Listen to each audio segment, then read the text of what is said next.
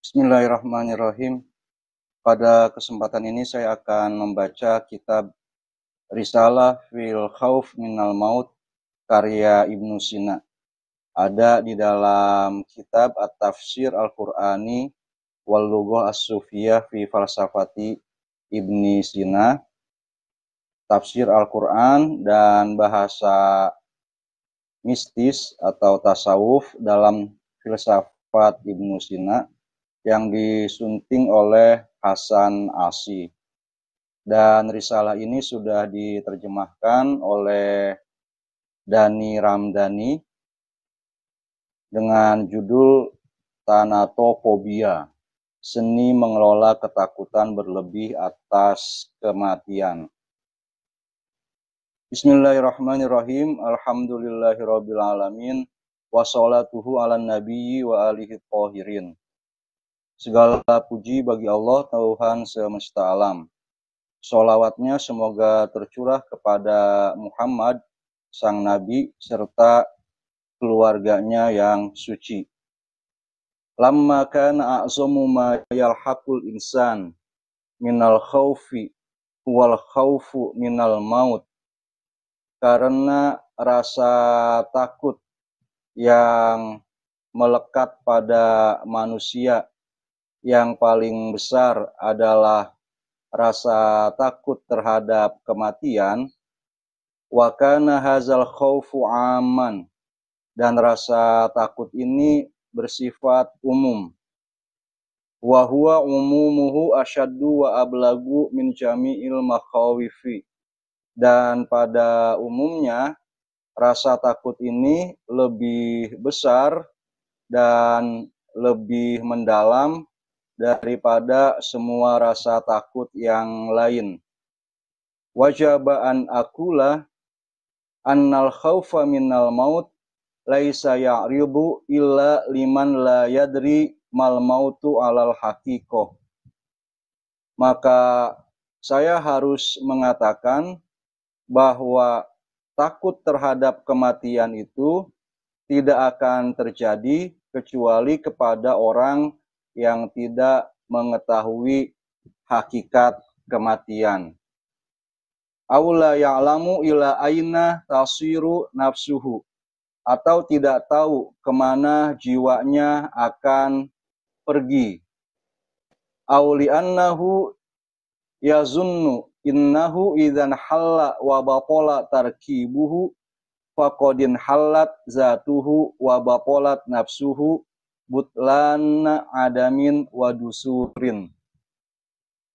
Atau karena dia menyangka bahwa jika dirinya telah terurai dan struktur dirinya yang terdiri dari jiwa dan tubuh itu sudah rusak, maka dirinya secara keseluruhan telah terurai dan jiwanya telah rusak, telah binasa seperti kebinasaan berupa ketiadaan dan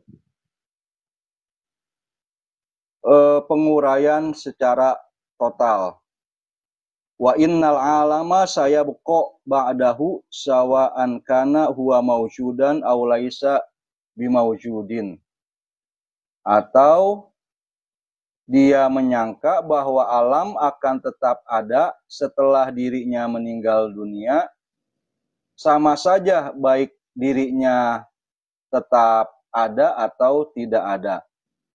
Kama yazunnu man jahila baqa'an nafsi wa kaifiyata ma'adiha, seperti yang disangka oleh orang-orang yang tidak mengetahui kekekalan jiwa dan bagaimana jiwa akan mengalami kehidupan kembali. Auli annahu yazunnu anna lil mauti alaman aziman ghairu alamil amrodi alladzi rubbama taqaddamathu wa addat ilaihi wa kanat sababa hululihi.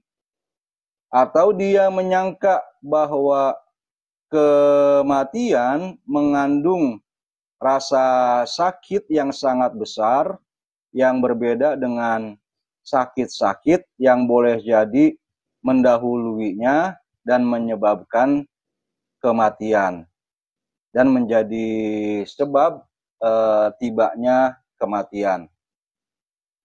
Auli annahu ya'taqidu uqubatan tahillu bihi ba'dal maut, atau dia menyangka bahwa dia akan tertimpa oleh siksa setelah kematian. Auli annahu mutahayyirun la yadri ala ayyi syai'in yaqdumu ba'dal mauti, atau dia bingung dan tidak mengetahui apa yang akan ia hadapi setelah kematian. Auli annahu yata'assafu ala ma yakhlifuhu minal mali wal iktina, atau dia merasa sayang akan hal-hal yang dia tinggalkan berupa harta atau kepemilikan lainnya. Wahazihi kulluha zununun batilatun la haqiqatalaha. Semua ini adalah sangkaan yang batil, yang keliru, yang tidak ada dasarnya. Nah, pada paragraf-paragraf berikutnya, Ibnu Sina akan menjelaskan bagaimana kiat menepis rasa takut terhadap kematian itu. Amma man jahilal mauta walam yadri ma huwa.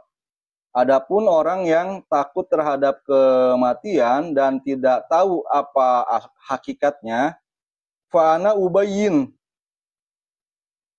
ubayyinu lahu, maka saya jelaskan kepadanya, annal mauta laisa syai'an aksara min tarkin nafsi istimala alatiha, bahwa kematian itu tidak lebih daripada jiwa menanggalkan penggunaan alat-alatnya.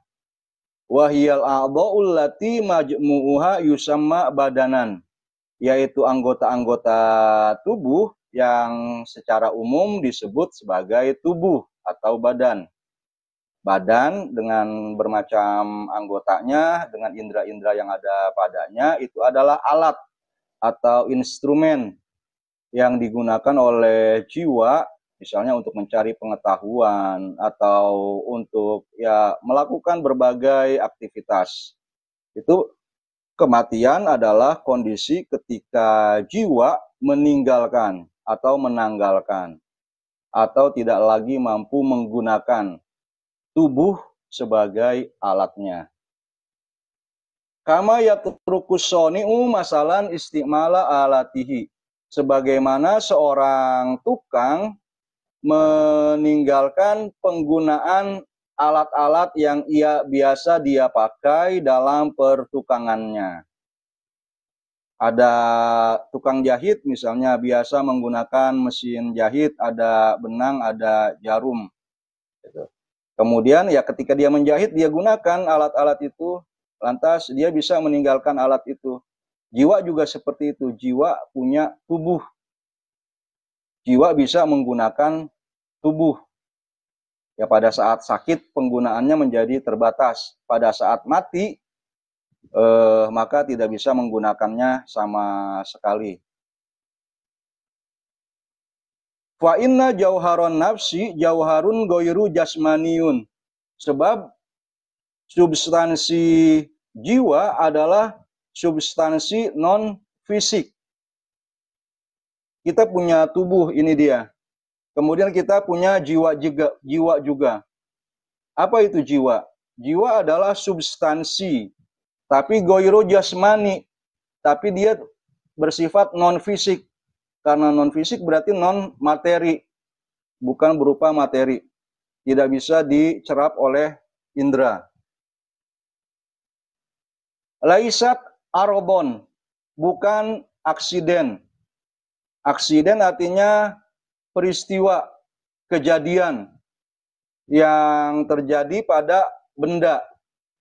Misalnya di sekitar saya ada tembok kamar berwarna kuning. Tembok itu adalah bendanya, warna kuning adalah aksiden, peristiwa yang sedang terjadi di tembok.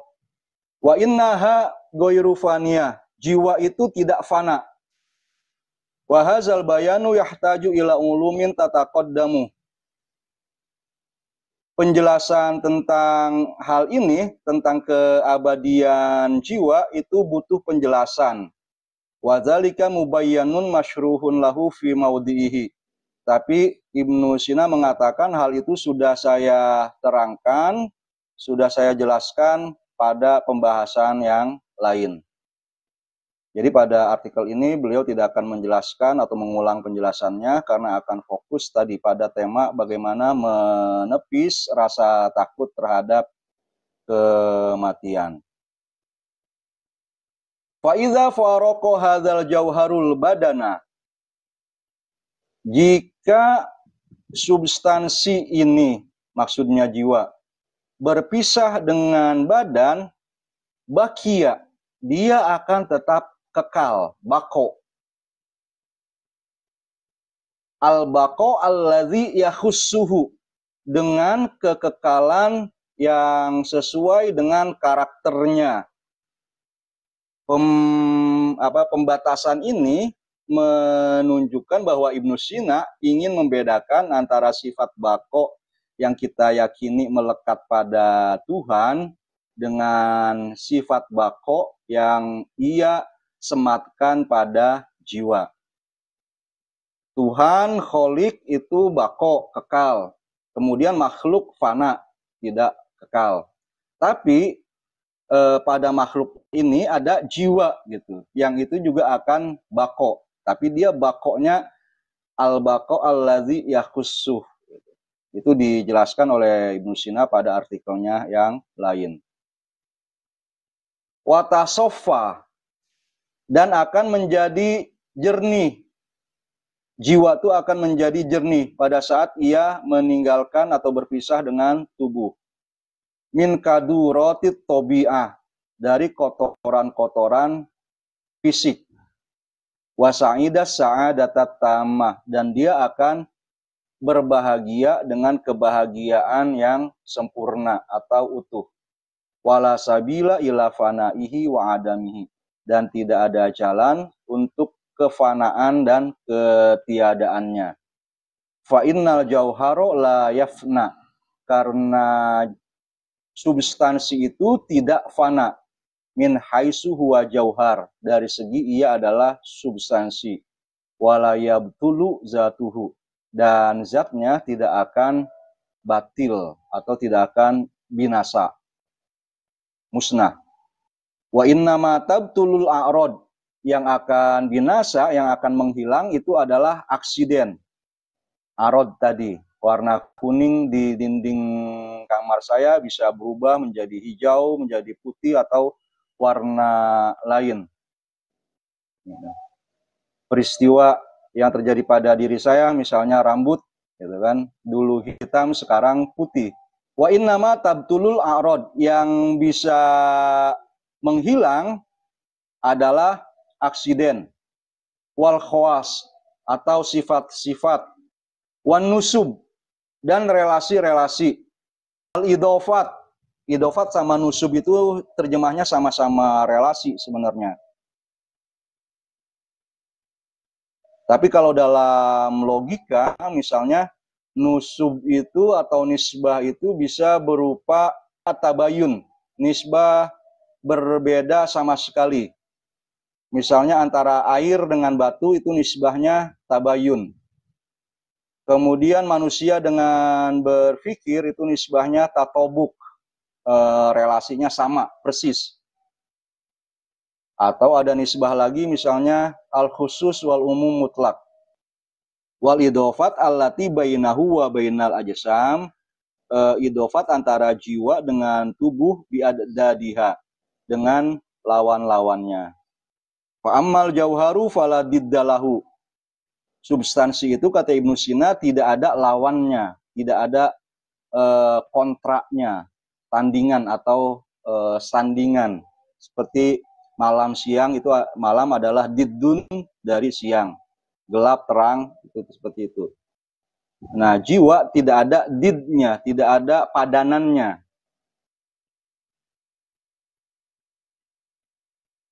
Wa kullu syai'in yafsud, segala sesuatu akan rusak, hilang, binasa.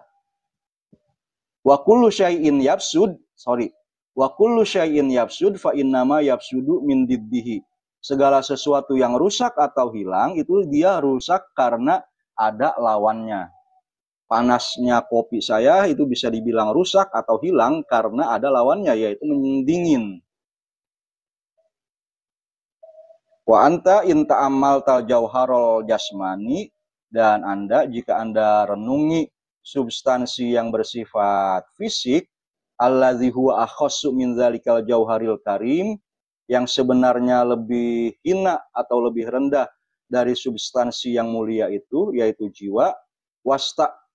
Wastaqra'ta halahu, dan engkau investigasi, engkau periksa satu persatu, engkau analisa kondisi substansi fisik tadi. Wajadtahu ghairofanin, Anda juga bisa mendapati bahwa substansi fisik itu sebenarnya tidak fana, wala mutalashin, dan tidak terurai, tidak menghilang. Min haitsu huwa jauhar, dari segi dia adalah jauhar. Wa innama yastahilu ba'duhu ila ba'din, tapi sebagian dari jauhar itu berubah menjadi bagian yang lain. Fatabtulu khawasu syai'in minhu wa a'raduhu, maka hilanglah sebagian dari karakteristiknya atau dari aksidennya.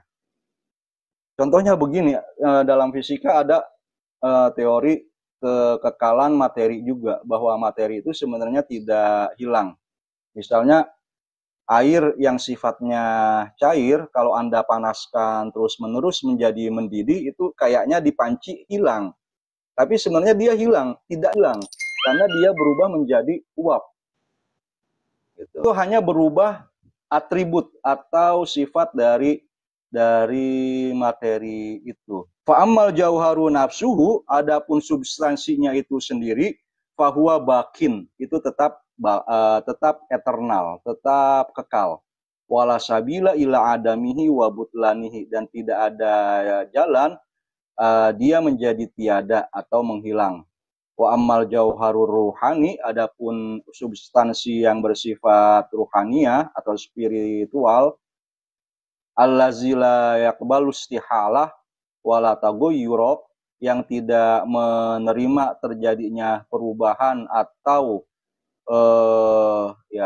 istihalah sama tagoyur itu sama-sama perubahan. Fi zatihi, pada zatnya.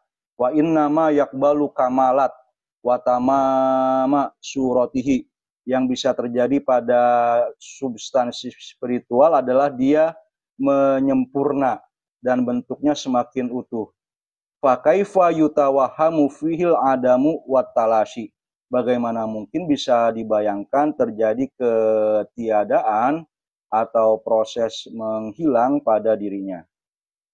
Wa amma ma yakhaful mauta li'annahu la ya'lamu ila aina tasiru nafsuhu.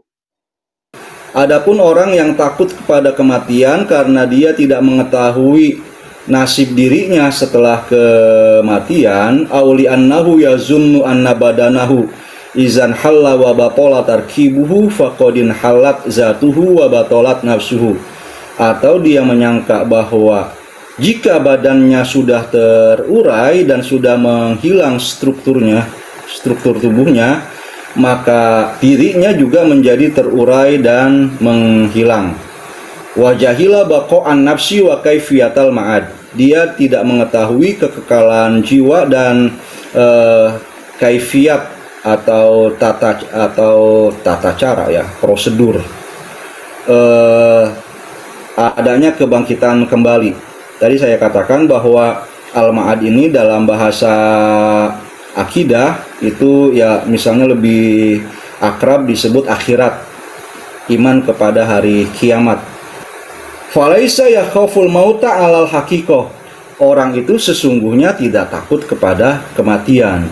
Wa innama yajhalu ma yang bagi ayya'lama, dia itu adalah orang yang tidak mengetahui apa yang seharusnya dia ketahui.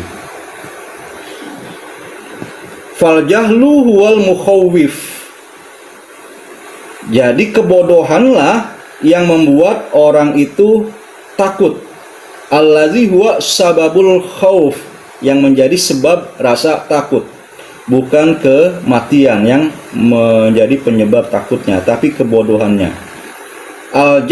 Wa hadzal jahlu huwa allazi hammalal ulama ala talbil ilmi wa ta'abi fihi. Kebodohan inilah yang mendorong para ulama untuk mencari ilmu dan rela berlelah-lelah dalam mencari ilmu. Wa taraku li ajlihi lazzatil jismi wa rohatil badan. Dan demi mencari ilmu itu, para ulama tersebut rela meninggalkan kelezatan-kelezatan jasmania dan kenyamanan-kenyamanan badania. Wakhtaru alaihin nasoba wassahro. Dan mereka memilih demi ilmu bekerja keras dan bergadang.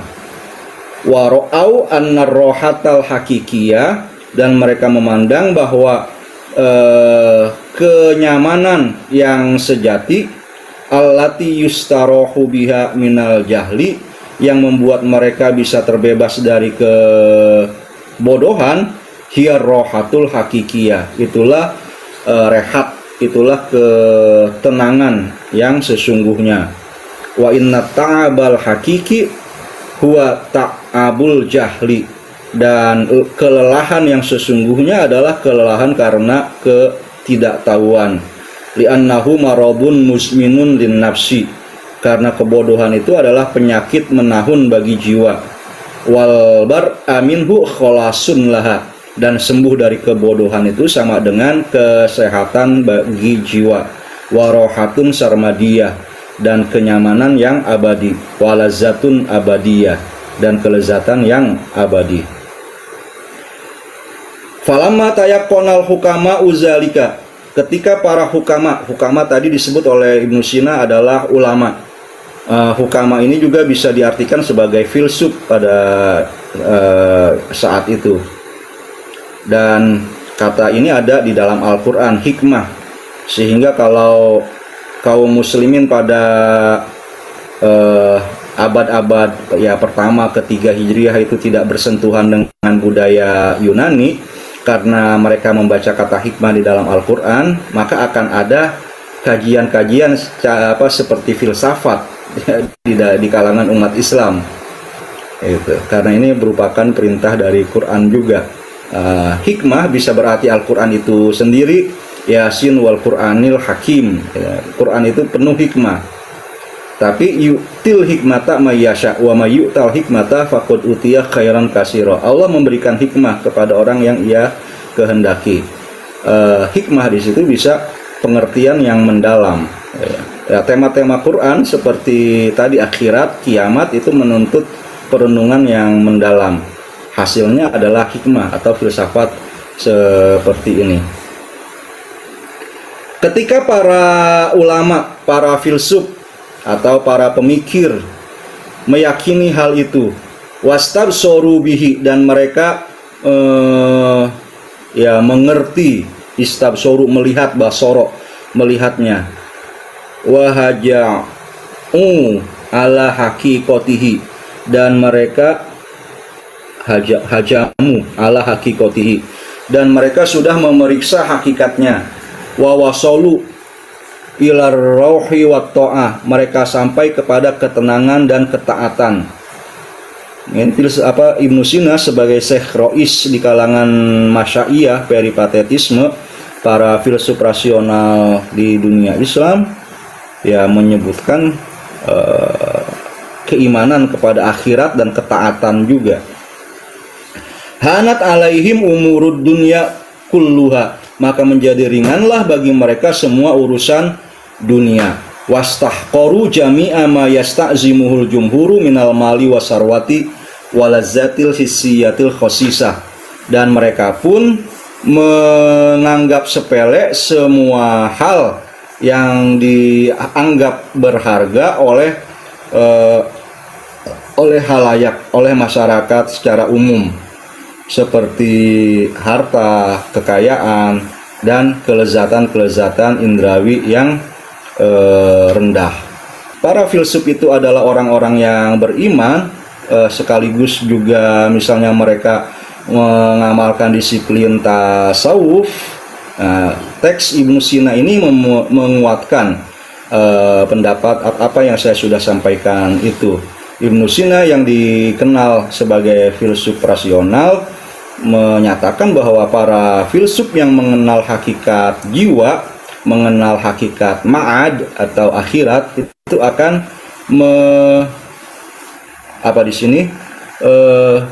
istahqoru, akan menganggap hina jami'a ma yasta'zimuhul jumhur, segala yang dinilai berharga oleh halayak umum, karena itu merupakan bagian dari hal-hal yang duniawi atau fisik, minal mali wasarwati wal lazat al hisiyah, seperti harta, kepemilikan, atau kelezatan-kelezatan yang dirasakan oleh indera. Wal matolib allati tuaddi ilaiha izkanat khosisah, dan segala usaha yang mengantarkan kepada semua hal tersebut yang bersifat rendah. Qolilatas sabati wal baqo, yang tidak langgeng dan tidak abadi. Syari'ataz zawali wal fana, itu akan cepat menghilang. Kasirotal humum idza wujidat, mendatangkan banyak kegelisahan jika berhasil diraih, dimiliki. Azimatal gumum iza faqadat, dan akan banyak keresahan, kegelisahan jika tidak memilikinya.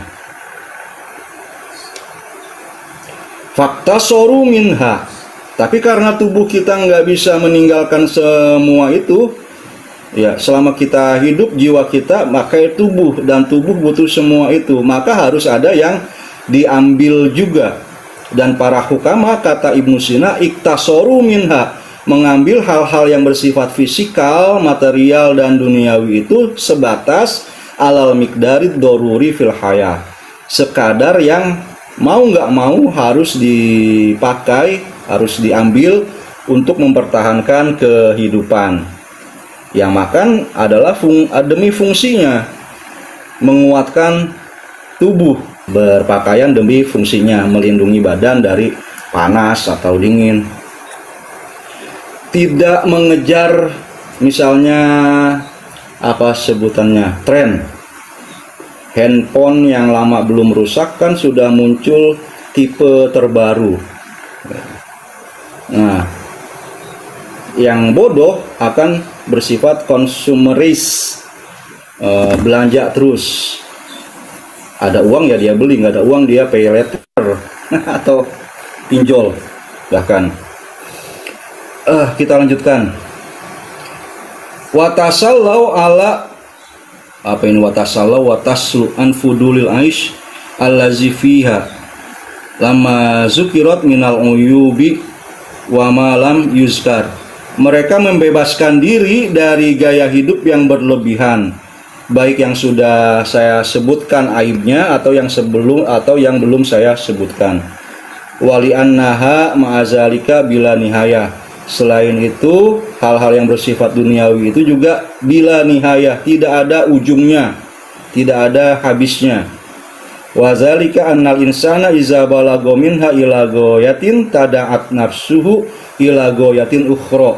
Sebab dalam urusan dunia itu, jika seseorang sudah sampai kepada satu titik tertentu, maka hawa nafsunya akan mendorong dia kepada titik berikutnya. Min ghairi wukufin, tanpa henti, ala hadin, pada satu batas tertentu. Walantihain ila amadin, dan tidak akan ada ujungnya, gitu kan. Pada ya, amad sama dengan had juga. Pada titik ya, pada batas dan titik tertentu. Fahaza mautun la makhafata minhu, karena itu takut itu tidak perlu ditakuti. Warhilsu alaihi huwal hirsu ala zail, sementara kerakusan akan urusan dunia adalah kerakusan terhadap sesuatu yang akan menghilang. Wasyuglu bihi huwa syuglu bil batil. Menyibukkan diri dengannya adalah menyibukkan dengan sesuatu yang keliru. Itu saudara-saudara sangat menarik pembahasan Ibnu Sina tentang apa penyebab rasa takut terhadap kematian dan bagaimana kiat untuk menepisnya. Saya sudah punya tulisan di blog saya. Nama blog saya itu Bang Apa WordPress. Anda bisa cari tulisan tentang rasa takut terhadap kematian dan cara menepisnya juga, tapi bukan merujuk kepada Ibnu Sina, melainkan kepada Ibnu Miskawai. Saya pikir cukup untuk sekedar menunjukkan ada pembahasan seperti ini. Filsafat itu kalau pada banyak diskusi di kelas sering segera sampai ke tema Tuhan, itu karena Tuhan juga bisa kita sebut ada, bahkan dia ada yang sejati. Tapi filsafat ya tidak hanya membahas Tuhan saja. Misalnya contohnya ini, kematian itu ada, nyata, kita lihat ada di sekitar kita. Lantas rasa takut kepada kematian itu juga ada. Ya, bisa ada pada diri kita atau bisa ada pada diri orang lain yang kita kenal gitu. Dan salah satu makna rasa takut kepada kematian itu negatif, sehingga seperti penyakit yang harus diobati. Itu menjadi pembahasan yang menarik bagi para filsuf, dalam hal ini peripatetis seperti Ibnu Sina. Mereka sangat tertarik terhadap pembahasan-pembahasan etika, ya. Dalam artian etika di sini adalah apa yang sebaiknya dan seharusnya dilakukan oleh seseorang bagi dirinya sendiri. Tidak selayaknya orang takut kepada kematian. Demikian saudara-saudara, terima kasih yang sudah membersamai. Terima kasih, saya tutup kajiannya malam ini. Alhamdulillahirabbil alamin.